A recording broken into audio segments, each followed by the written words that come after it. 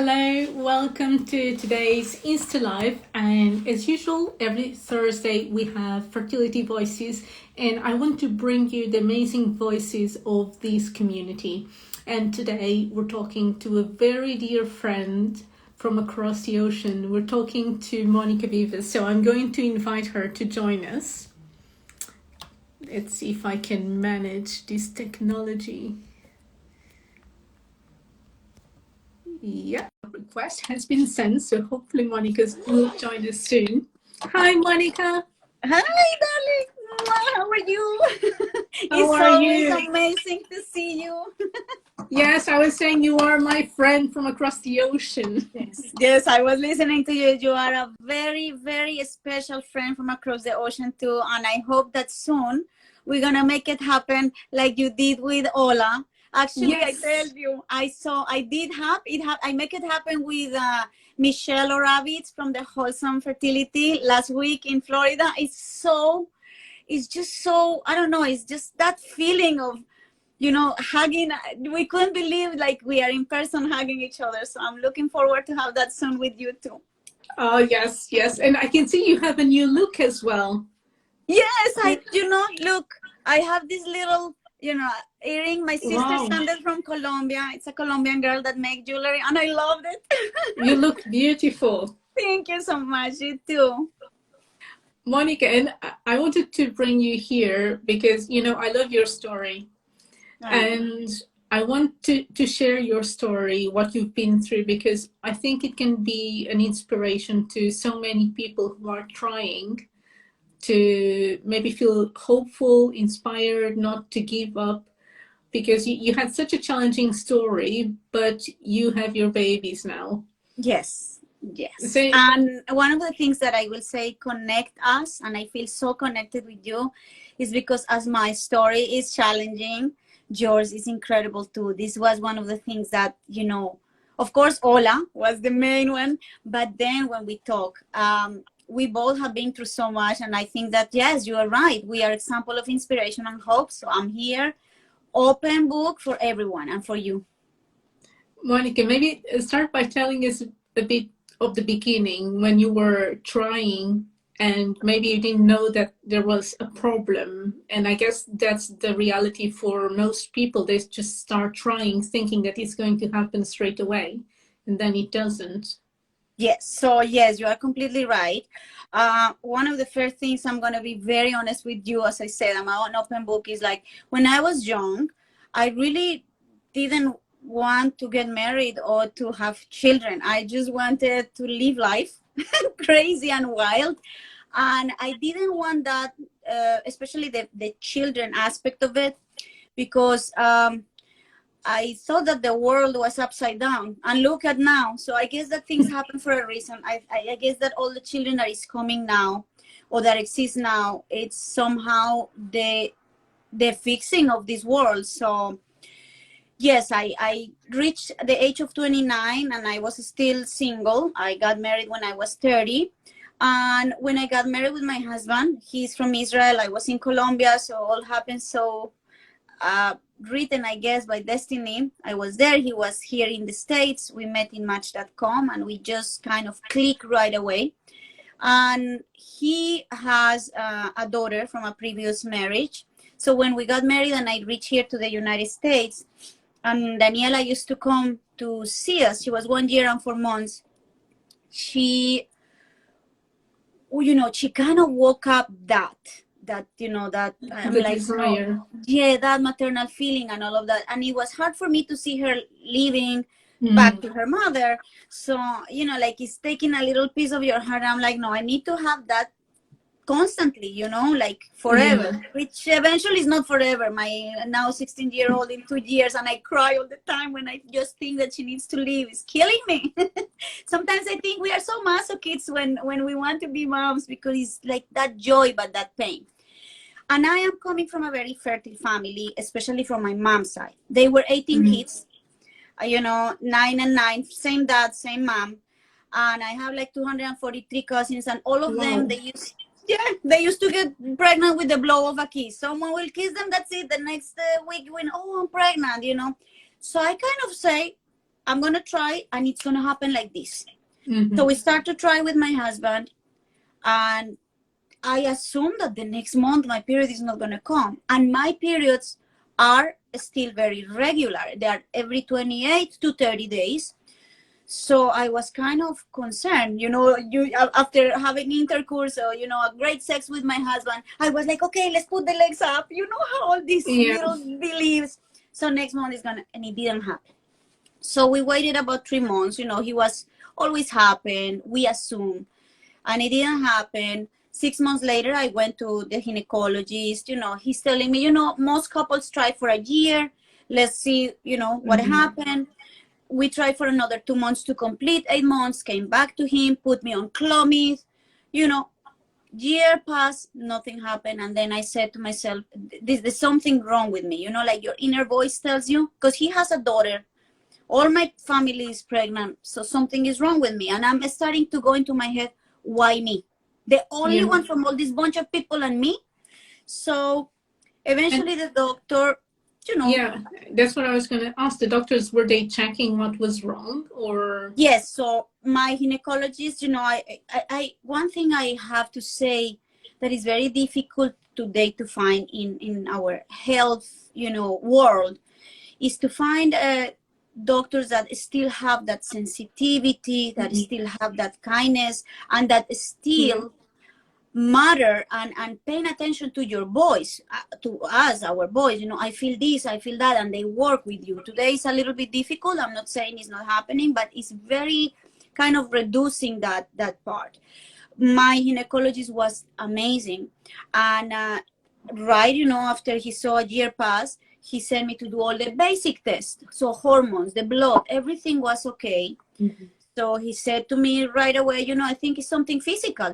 Something in your, in your area of the womb, something is wrong. So we're gonna check. So he sent me to do an hysterosalpingogram, HCG, so to see my tubes. And this is when we found that both my tubes were blocked. They found that I had endometriosis stage 4. I didn't even know what was that. And I'm asking what means blocked. So they explained me, scar tissue. And I say, so let's open them. You think that things is like easy. Yeah. Easy. And they said, okay, so we can try to do laparoscopy to try to open them. We did 2. It didn't happen. So my only option was in vitro. Yeah. We entered with my husband in a world where we didn't know what, I heard in vitro, but I never crossed my mind that I need to be there. Yeah, or probably how challenging it was going to be, isn't it? Yeah, and you enter a world that you don't know. I start, what I did, the big mistake that most of us do, go to Dr. Google, which confuse you even more. I start to read some needles, medicines, and I went crazy. And I have that problem. My mind goes very fast. And if I see something that is not so nice or is difficult to understand, it goes ahead of something, creating a world that is scaring me much more. So, but he sent us to this reproductive endocrinologist, amazing. And the wait with him was very long, but he was amazing. He explained us, he took us like 2 hours to explain what is going to happen and all of that. And to make the story short, we did the first in vitro with him. I got pregnant from my daughter. She's now 16 years old, but nobody told us that I could freeze my eggs or that we could freeze the embryos. He was a doctor that had so many patients coming to him because he was so good, and he didn't have like a strong team. So nobody told us, and I had some embryos that we could have frozen, but we didn't know.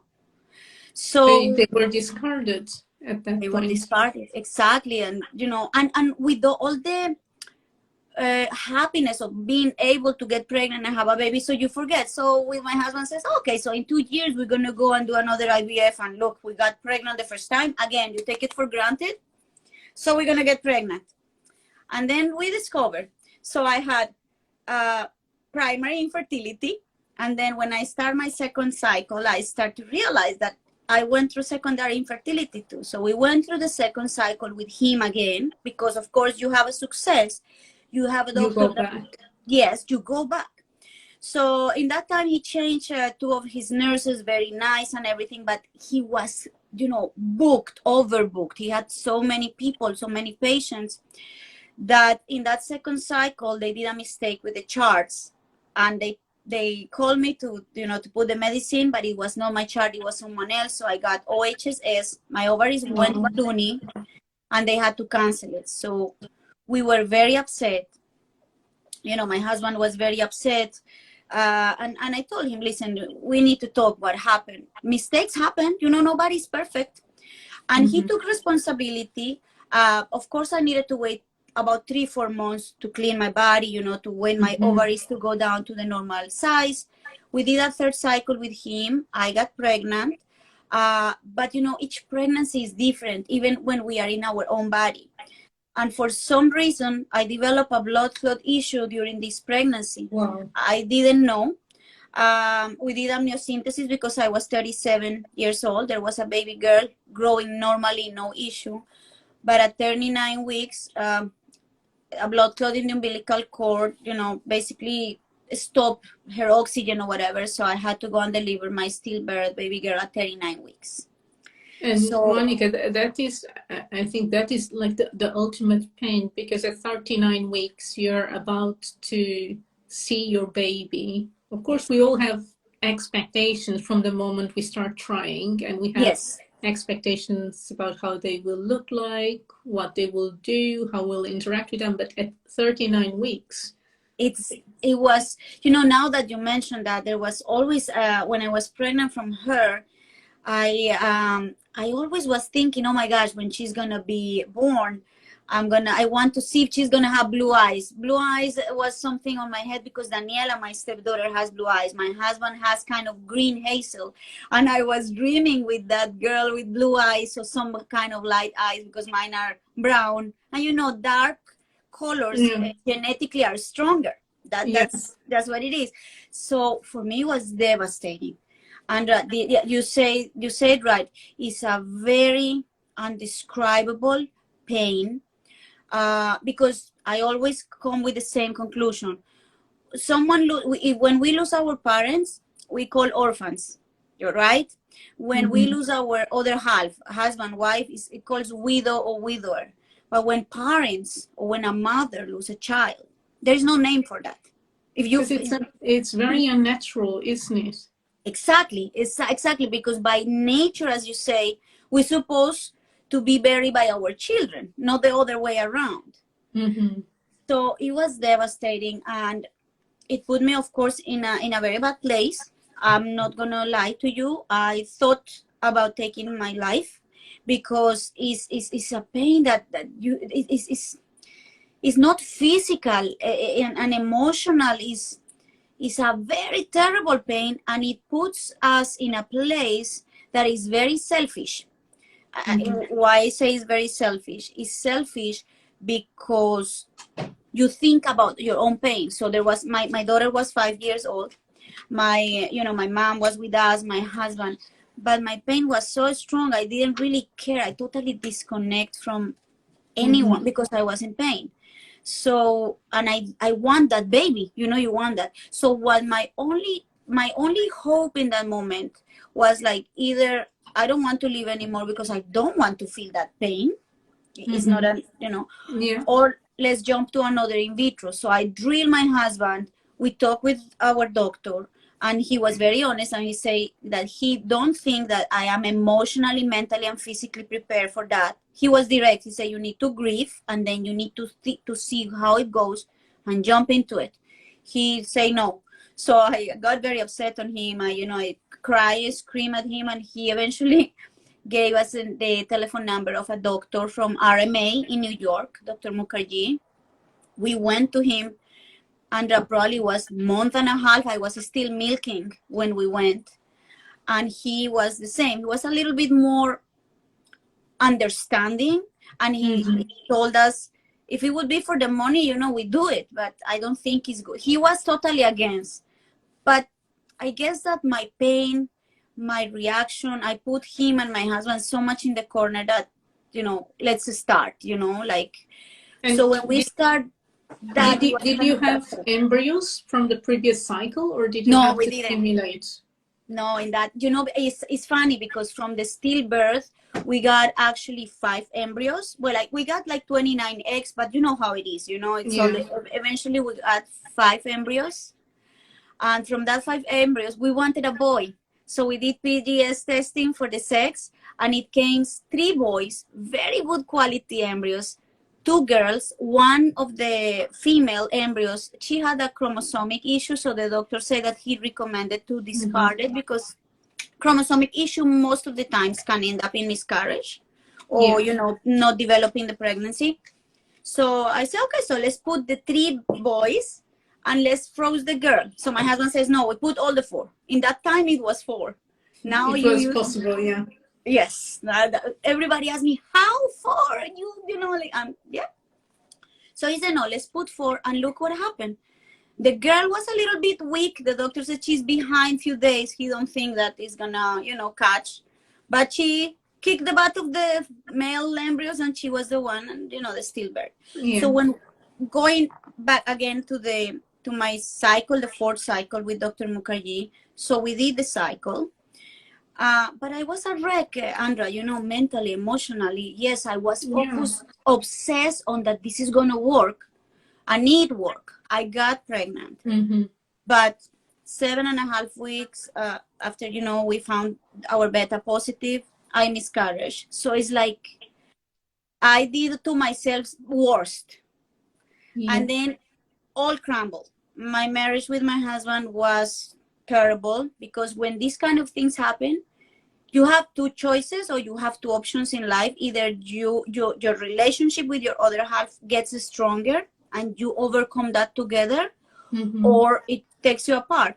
And it takes apart because each person grieves differently. Women and men, we grieve differently. Yeah. Or if you want me to say also, because there is same-sex couples that they are parents, so your male side of your soulmate is also grieving differently. Doesn't matter if it's men or women or heterosexual couples. That male part grieves different because they think that they need to be supportive, they don't want to cry, they want to show strength. So the other side that is emotionally, the female, Mm. take it in the wrong way, and that's what happened to us. He was not crying, he went right away to work, and I'm like, And did you understand that, or you didn't know, or did you in have the that feeling that moment, maybe he wasn't suffering? forget it. In that moment, I judged him like the worst person in the world. Like he's not feeling, he's not having feelings, he didn't care.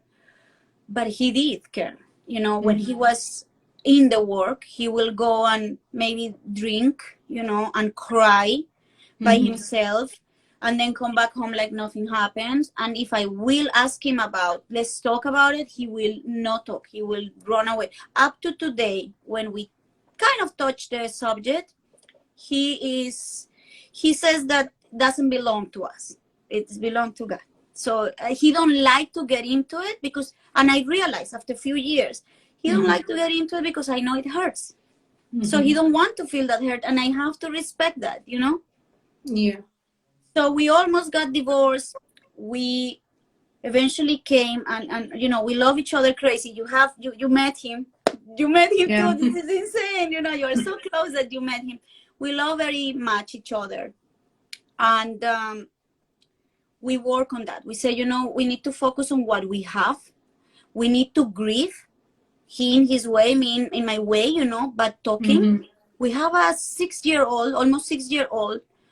We need to be grateful and somehow, move on and live the today, live the day by Yeah. day. We work on our relationship for about a year. And then we said after that, we're going to do a last cycle. No matter what is the result. If it works, beautiful. If it doesn't work, we stay with Elia and Daniela, and that's it. So we did a last cycle. It worked. I got pregnant. And I start to, realize that there is so many women like me that they feel alone, embarrassed. And I say, this is my call. I study finance and business in Colombia. I did a degree, an extra degree in hotel and tourism. And I kind of work on that before I married. But once I was a mom, I was I wanted to be with them. So I Yeah. said, this is perfect for me. I can help others. I can, share my experience and let others know that they are not alone. So we got pregnant at week 20. They put me on blood thinners because Okay. I was high risk pregnancy from what happened. I was being seen by the gynecologist every week. At week 37, they induced me, and there was a possibility that Maya would be in an NICU because, at week 37, for some reason, the lungs of the baby, they are still covered with something like a mucus. And So, why did they induce her sooner? Was it your anxiety, or was it just to prevent from? it's funny. The doctor he wanted to induce me at week 39. But when I went to my regular checkup at week 37, so, I noticed that the nurse was doing the sonogram. I saw the baby, she's moving the feet. And I see moving, I'm like, oh, because I tell you something, Andra, that was one thing I couldn't handle. Once Maya start to move, I learned from A to Z all the movements, the times, and if this baby will not move at certain time, something that is stuck in my head, she will move probably every day because I will not leave her alone. I need to feel her. So, but when we go to sleep, she used to move usually between 2:30 to 2:40 in the morning. If this girl will not move in that range of time of 10 minutes, I will wake up like a crazy woman, almost give a heart attack to my husband to bring me a piece of chocolate or juice. And he was like, but you are insane. I'm like, I don't care. And he will have to go to the kitchen, bring me a juice. I will drink, and I will not go back to sleep until she will move. So this girl is like the hyper of the hypers because I didn't let her sleep in the pregnancy. It's completely understandable, isn't it? I mean, I after was a you've crazy been through woman. it. I was I so mean, crazy. I think it takes courage to try again after having that late loss.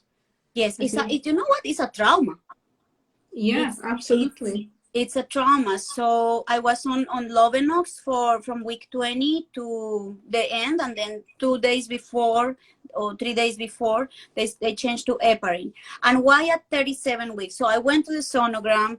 I remember she took a little bit more than normal. I came back home and I told my mom, my husband, she took a little bit more in the sonogram. She was checking. So she checked every detail. The baby's good.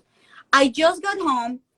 The doctor called me and he said, you know what, I'm going to induce you tomorrow. I need you tonight in the hospital. I freak out. I'm you know how it is. I'm like, what happened with the baby? The baby is good. But he said that they observed that the baby was not doing bubbles, the bubbles with the amniotic liquid. So they don't want any risk that she's going to be short of breath and something happen. So they need the baby out. And if something, they're going to put her in an ICU with oxygen or whatever, but it's better to have her out than stay there. Went right away. I packed a little bag. I remember a taxi because, and that day my husband has the car in service or something. And I went there. We had a doula in the time. They induced me next day at 4 in the afternoon. She born at 11:23 in the night of June 11, 2013. I didn't use epidural. It was the best decision ever. Doulas are amazing. They teach you how to breathe. And I have the baby in 3 minutes, barely pain. Wow. And she didn't need to be in the NICU. And when my husband was the first one that saw her. And then when he put her on me, it was like, you know what? I felt healed from the pain. I felt that the grieving of Isabel was closed. Doesn't mean I have the scar. I remember her. And I think that the fact that Maya healed me, because I felt that Maya is the same body, is the same soul. Is the same soul in different bodies. So I was kind of feeling that was the right time for her to come. So she's back. And I truly believe, Andrea, that we choose our parents. And for example, women that suffer from consequent miscarriages, I believe that the more spiritual part of it is that this soul is looking for that mom and dad or moms or dads to be with them. So when I felt that, it was like a relief. That's why I am able to have an open talk about it now, because so many go Monica, through this. Monica, you mentioned that you've been through primary and secondary infertility, and I wanted to touch on that. How different is it, the fears and expectations of primary compared to second? I will say that with secondary is kind of, well, when I did the second cycle, I took it for granted, right? I thought I'm gonna get pregnant and that's it. Only 2 kids, that was our plan. But when it happens the third cycle and the stillbirth, the doctor told me, this is secondary infertility. Your body is reacting to something, like you have this blood clot issue. Now the miscarriage is also has to do with that. Being on Lovenox is much more challenging, because you know that you are having the same symptom again, and now it's even worse because 3 attempts and still you don't get there, and the pain of having a stillbirth baby girl, and the knowing, Andra, that I can get pregnant. It's easy, definitely. I'm fertile. But I cannot finish a pregnancy after having one successful one in the first try. It's traumatic too, because it's like it gives so much anxiety. The fear is crazy, because it's like you get to a point that we got to my husband and we said, we're going to do a last cycle. And if it doesn't work, so we stop. Not because we want to give up, it's because we maybe took it as, if it doesn't happen, it's because it doesn't mean to happen. And we need to choose to dedicate our times to what we already have and move on. And you know what I realized? When we kind of let go and we get to a point like that, some kind of magic happens. You know what I mean? Because... And Sandra is saying, I understand that too well. Oh, yes. I love her. She's amazing too. I'm going to have a live Zoom with her. Yes. So it's kind of, but it's very frustrating, Andrew. It's very, very frustrating, because you feel your body is failing. You feel that, you are being punished for something that why, you are not a bad person. And in these kind of situations, I'm going to be very honest with you. When I had the stillbirth, I was upset on God. I was doubting his existence. And I respect very much a lot of women in our community that they don't have any belief in nothing, because they have gone through so much. So you say, why bad things happen to good people? There is even a book about that. There is a book about that. There is, And so I guess, and that pain, Monica, the pain of such a challenging journey, does it stay with you forever? It is. There is no doubt that it is, but any kind of pain, especially that one, it's either 2 ways, Andrea. I can tell you that it's either you overcome it and you kind of learn from it, and you kind of go along with the spirit baby that you lost, or the many spirit babies that you lost, and focus on what good this can bring you. Or it was my other thought, or is you end your life. And I'm not, look, I tell you something, none of the two I judge, because whatever a person that is going through this decides, that's what they feel, and that's what their decision. I thought about taking my life, I tell you that. I laugh today about what I'm going to say, because it sounds funny, but I will say that's what saved me. I am so scared from physical pain, but like very scared that when, like if I cut, so let's put it in this way, and I'm very open. So I thought about, okay, what if I cut my veins? Why I say this? Because there is a lot of us there, and people don't have anyone to talk. So that's why I'm open. So then I say, okay, so what? Oh my God, that's painful. I thought, and maybe I do it wrong, and then someone find me, and then what? I'm going to go to jail for trying to do something to myself, harm. All of that. I went through all the possible ways that I even looked. I went a way to die without pain, without physical pain. And the only one was a very crazy one, not legal. So look at how my head works. And then I said, okay, let's try it. Let's see, I find this, I'll do it. And then I'm half of it. They find me. I go to jail. Then I'm in jail with the pain of the loss of my daughter. And with maybe one of that crazy church that they put you around. What I'm going to do? That saved me. But again, people that eventually do it, I never judge them, because there is moments in life that's the light for them. So I'm not in their shoes to feel their pain. Yeah, and So sometimes it just feels too much, isn't it? exactly. And I'm going to be very honest with you. With today world, how it's going, sometimes I feel that overwhelming, and the fear is different. The fear is, I have children, and I just hope that it's going to be better for them, because it was, if I say in the past, it was not, that's what it is. But Andrea, we learn. And did you have like emotional support to help you during the most challenging times, or what sort of strategies helped you cope when you were feeling really bad?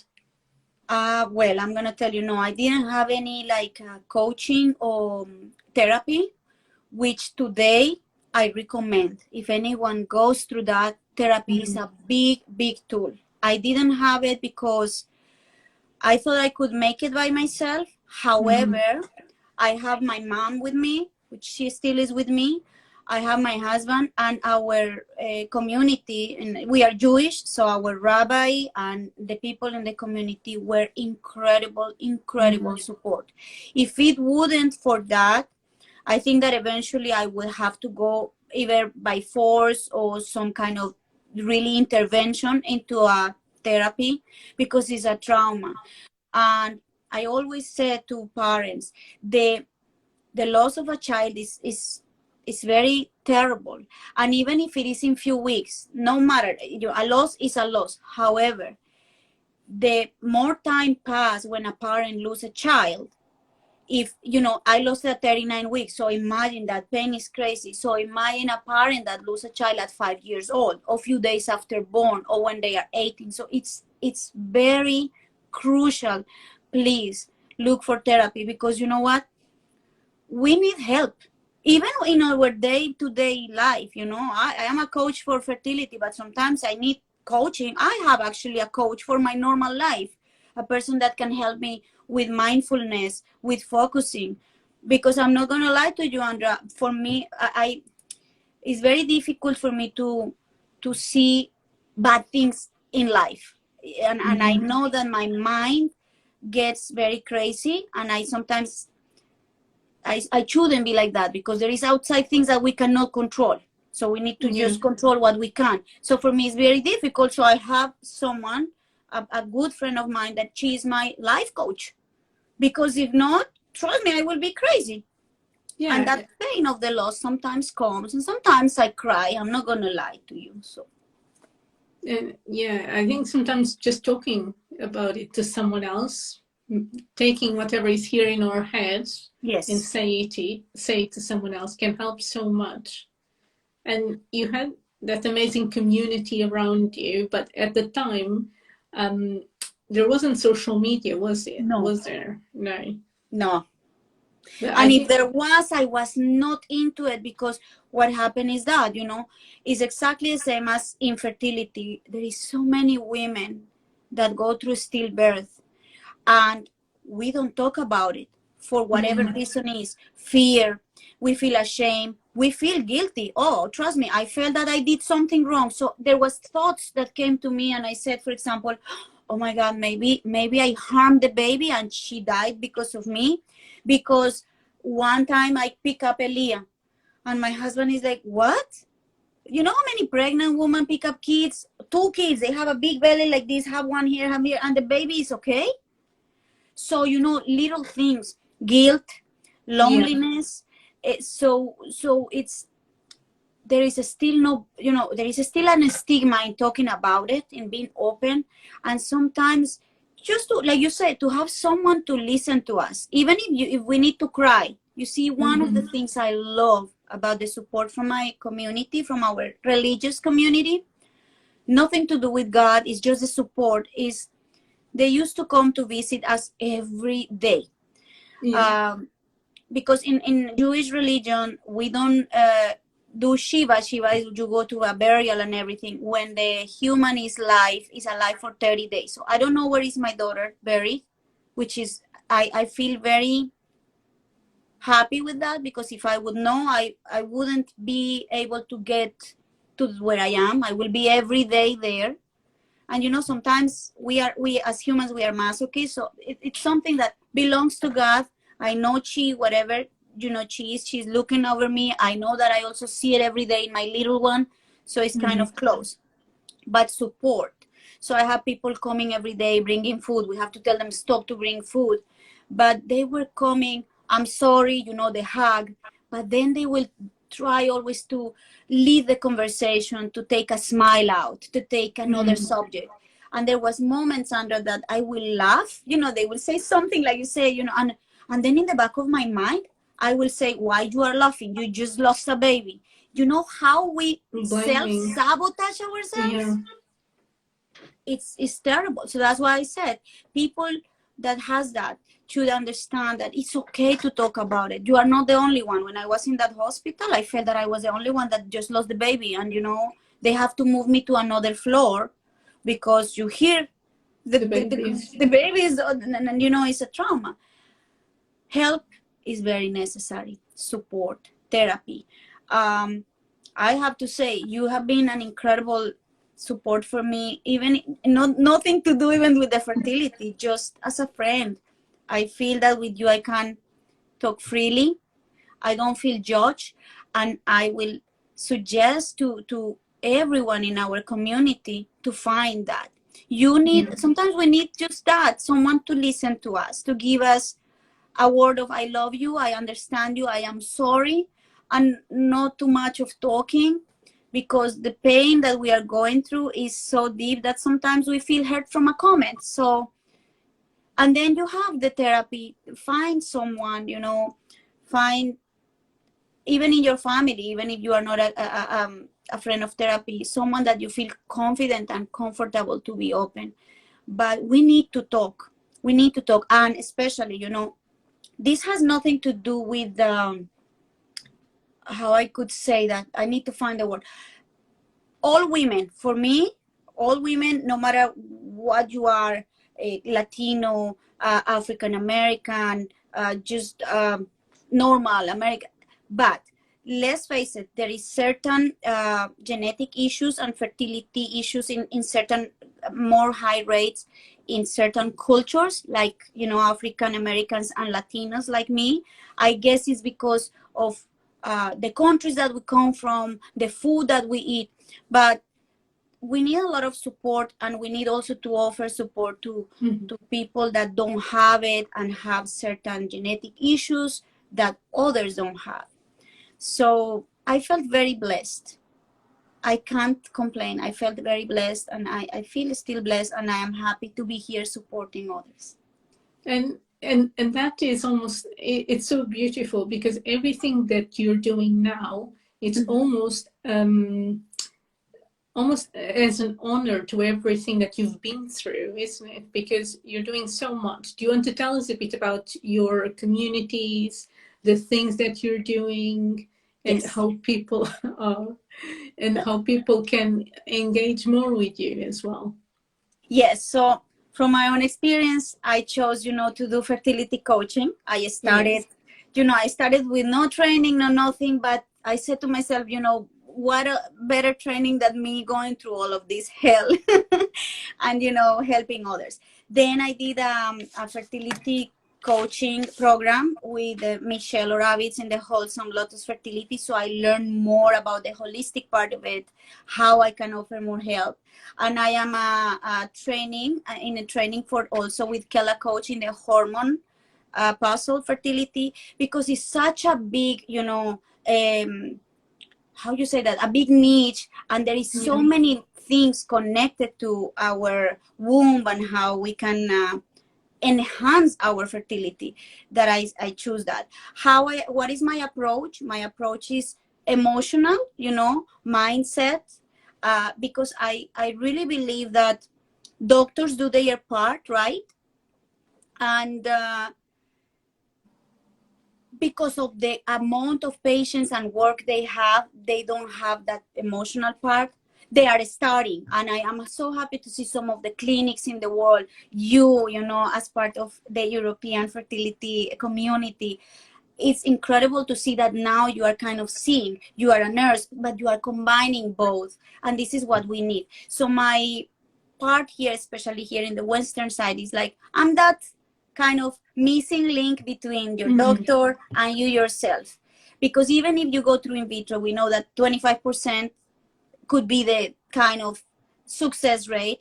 But if you enhance that 25% working on your mindset, on your emotional, on your awareness, so then we kind of create a balance that is going to increase even a little bit more that possible success on having a pregnancy. And having a pregnancy is not only have a positive test, is, go along with all of that and have your baby in your arms. One thing I learn, and I always tell everyone in my coaching in that, is live the moment, live the today. You see, when I got pregnant from Maya, my last IVF, Andra, I kept it quiet because of what happened to me. Most people says, "Oh, you passed the first trimester, you are safe, right?" No, you are not.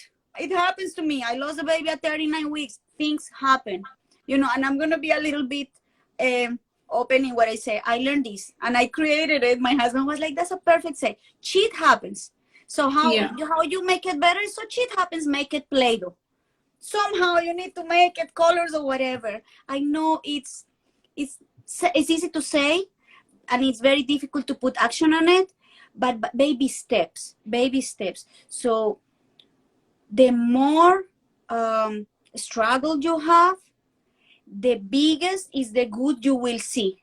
There is nothing that happen in this life that doesn't bring good. Love exists because there is hate. Sadly to say, they balance. Bad happens because there is good. There is always the freaking storm with, all these dark clouds. Always after comes the rainbow. When? Sorry, I cannot tell you when it's going to happen, but somehow it's going to come. So I'm there for that. I emotionally support you. I have the IVF planner book that I wrote because I know IVF is super pain in the neck. And I used to put in papers all my little numbers and that. And they always got lost. So one day I said, no, I need to write a book so every woman or every couple that has that, they can have a record. So I have that. My website, you can, find me there. I have a 45-minute discovery call for why that is no charge, because I want also to connect with whomever is looking for coaching, because sometimes they don't, the vibes cannot be the same. So what I can do is say, okay, so if I cannot help you, I have plenty of other women like Andrea, like Elizabeth, like so many that can help you in that approach. I truly believe in collaboration, not in competition. Oh, I love keep sharing with us. We need you. I love K-Student. Love you.